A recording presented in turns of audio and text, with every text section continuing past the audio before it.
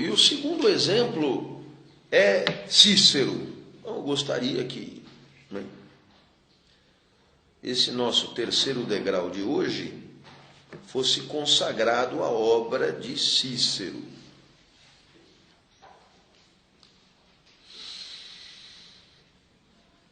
E a obra de Cícero em questão é intitulada Das Leis, né? Das Leis. Mais especificamente o livro 2 das Leis. Então veja só, esse é o terceiro texto do encontro de hoje, né? Para aqueles que estão preparando a minha pasta. Antígona é o primeiro texto. O que de Antígona? Não, Antígona é literatura. É obviamente a história inteira. Não vai ler um pedaço da história, não tem a menor graça. Agora, se você não gostar mesmo de literatura, procure o momento em que Antígona argumenta contra o irmão Creonte sobre por que ela queria enterrar o seu irmão. Argumenta contra o tio Creonte porque ela queria enterrar o seu irmão. Então, Antígona é o primeiro degrau. O segundo degrau é o livro 2 da República, a história do Anel de Giges. República, livro 2, obra de Platão. O terceiro degrau é Das Leis, livro 2 também.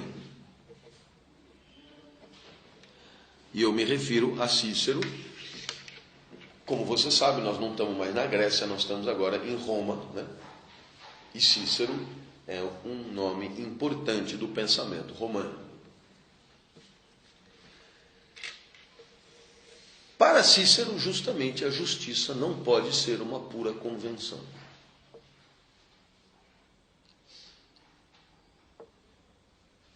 É claro que a convenção existe. É claro que a gente pode sentar e definir o certo e o errado da vida na Eca.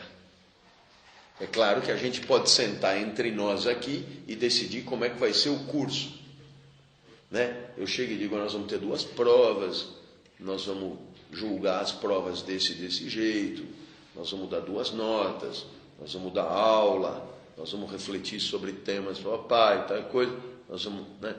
Estamos fazendo um acerto de contas aqui antes de começar.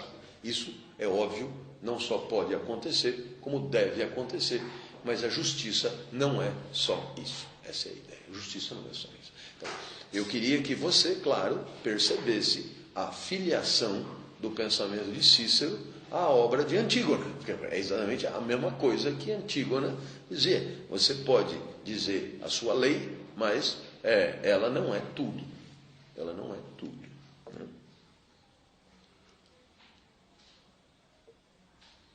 E veja só esta frase, para você ter uma ideia, né, do que propõe Cícero. Né?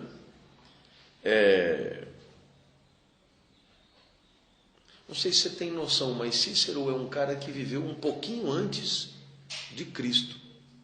Um pouquinho antes. Isso significa também um pouquinho antes de Sêneca, né? Que é outro pensador romano espetacular, né? Então Cícero é mais ou menos, para você ter uma ideia, a referência de Cícero é 1 século antes de Cristo, 100 antes de Cristo. Né? Na verdade, ele viveu mais ou menos de 150 a 50 antes de Cristo. Né? E é claro, ele era um tribuno romano. Os romanos são conhecidos por fazer mais juristas do que filósofos, todo mundo sabe disso, né? Tanto que você vai a São Francisco, o que você estuda não é o direito grego. O que você estuda não é o direito grego propriamente. O que você estuda é o direito romano, certo? O que você estuda é o direito romano. Por que ela não desliga?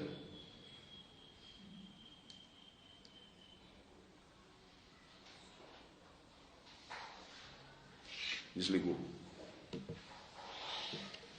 Veja só essa frase de Cícero. O que há de mais insensato é acreditar que tudo o que é regulamentado pelas instituições ou pelas leis dos povos seja justo.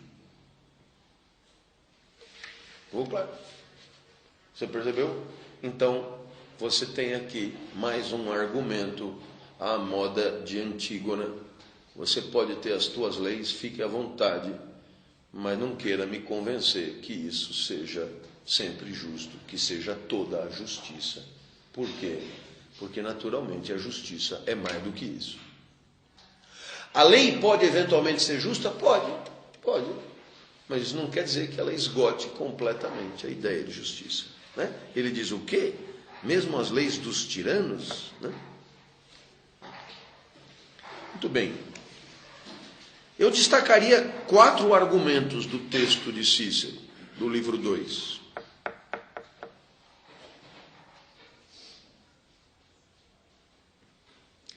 E esses 4 argumentos para mim me bastam, é o que importa, né, da reflexão de Cícero. O primeiro argumento: se a justiça é fundada sobre uma convenção de interesses,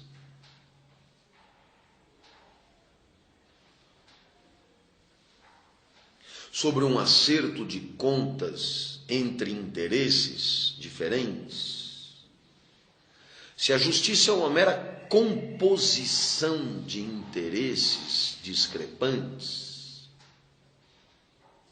ela não pode ser estável. Ela não pode ser uma coisa só.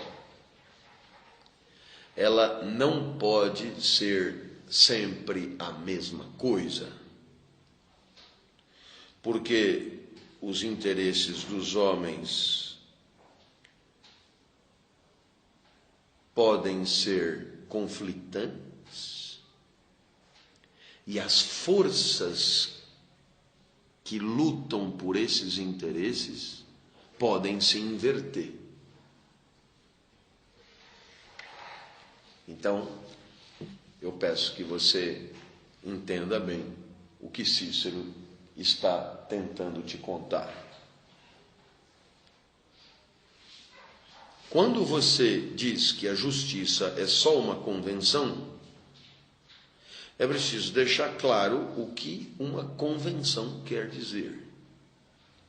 A convenção nada mais é do que o triunfo dos interesses das forças dominantes. Ora, isso significa que uma decisão será justa apenas enquanto os interesses e as forças dominantes permanecerem como tal. Em outras palavras, no momento em que o forte ficar fraco e o fraco ficar forte, nesse momento, o que era justo torna-se injusto e o que era injusto torna-se justo. E naturalmente, eu não sei se você percebe, mas quando Cícero diz que a justiça é uma aqui e outra ali, ele está querendo dizer que a justiça, neste caso, ao mesmo tempo seria e não seria. O que é, de certa maneira, atacar logicamente o argumento. Como pode uma coisa ser num lugar e não ser em outro lugar? Então perceba que, se isto é assim, é porque a justiça não pode ser isso. Ela não pode estar à mercê das forças dominantes.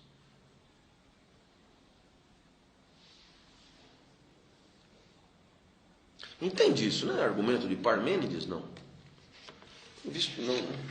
A justiça não pode ser correlatamente uma questão de utilidade. É dizer a mesma coisa com outras palavras. Uma disposição jamais será justa por ser útil. Porque o que significa ser útil? Significa atender aos interesses de alguém. E se a justiça está à mercê dos interesses de alguém, obviamente ela é completamente instável. Por quê? Porque no dia seguinte, esse alguém ou perdeu seus interesses, ou, muito obrigado, ou perdeu seus interesses, ou não é mais o dominante de plantão.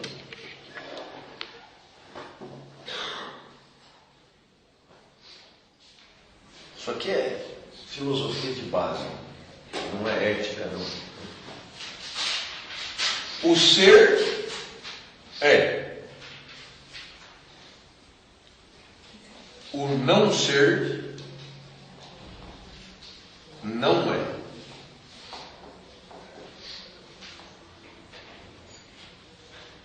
A isso denominamos princípio da identidade. Ora, se o ser é, ele só pode ser um. Por quê? Porque se você tiver o ser A e o ser B, B é não A. Portanto, não é ser. Portanto, não é.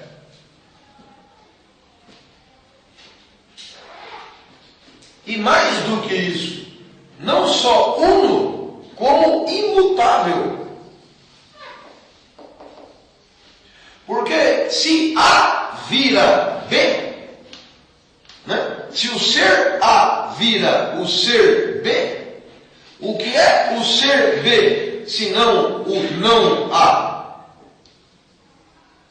E como pode o ser ao mesmo tempo não ser? Perceba que a passagem é um deixar de ser. E como pode o ser deixar de ser? Se o ser é. E o não ser não é. Isso aqui é o beabá da lógica de Parmênides, espécie de início de tudo. É por isso que Platão vai dizer que tudo que muda é uma ilusão, e não é. E o que é? É a ideia verdadeira, porque essa não muda. Então, na hora, claro, né? Se uma coisa muda, é porque ela não é. Porque se fosse, não mudaria. Ora, quando você diz que a justiça está à mercê dos interesses dos dominantes, você diz que ela muda. Quando você diz que ela muda, você diz que amanhã a justiça é outra coisa. Se ela é outra coisa, então não pode ser isso. Não é.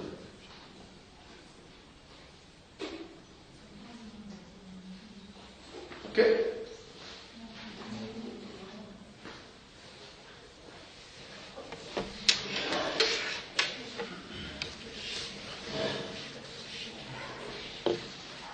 Então, retomando, a justiça não pode ser uma questão de utilidade. Eu repito por quê?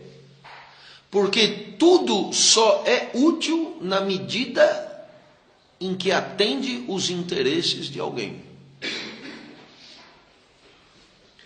Posto que, ou dado que, esses interesses são flutuantes, a justiça útil é uma justiça que flutua com os interesses que lhe dão fundamento.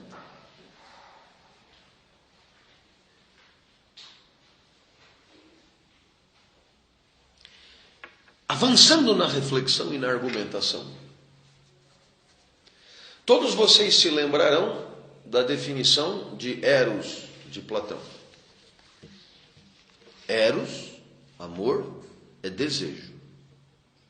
E o desejo é a falta. Ora, Se trocarmos desejo por interesse, veremos que todo o interesse só é na medida que lhe falta o objeto interessado. O objeto que interessa obter. Perceba que fundar a justiça no interesse é fundar a justiça num desejo que falta, que busca a presença que o anula. Portanto, o interesse é instável por definição, porque precisa da falta, mas busca a presença. Todo interesse é, portanto, suicidário. Busca eliminar a sua condição. Interesse é desejo e desejo é falta. No exato momento em que não há mais falta, não há mais desejo, não há mais interesse.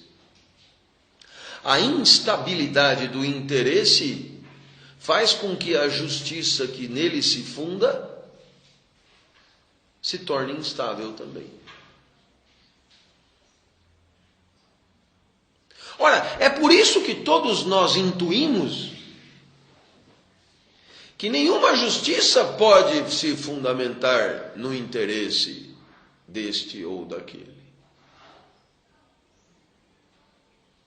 Talvez por isso todo aquele que queira dar para a própria deliberação uma perspectiva de justiça, procure anular a aparência de fundamento no seu interesse. Eu vou repetir: todo aquele que pretenda dar um verniz de justiça à sua decisão, procura fundá-la jamais no seu próprio interesse, mas em argumentos que transcendam a esse interesse. Percebeu o que eu quis dizer? Ou você viu algum candidato dizendo: o que eu quero é o poder, o que eu quero é me dar bem, eu quero que se foda o resto. Isso aqui é o que todos pensam. Não, todos mentem.